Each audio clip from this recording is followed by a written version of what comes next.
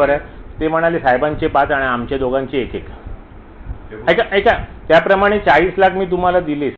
माननीय आमदार जे कोल्हापूरला आहेत, ज्यांनी या मुलाकडनं 40 लाख रुपये घेतले आहेत, त्याचा पूर्ण व्हिडिओ ते मुलाशी बोलताना माझ्याकडे आहे.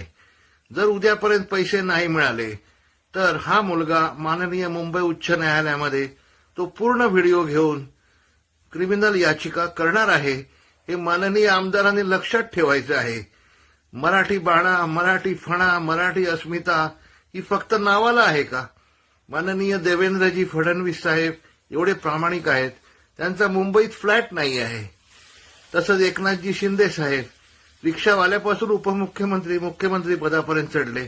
अशा प्रामाणिक माणसांकडे तुम्ही असताना तुमच्याकडून हे पाप कसं व्हावं?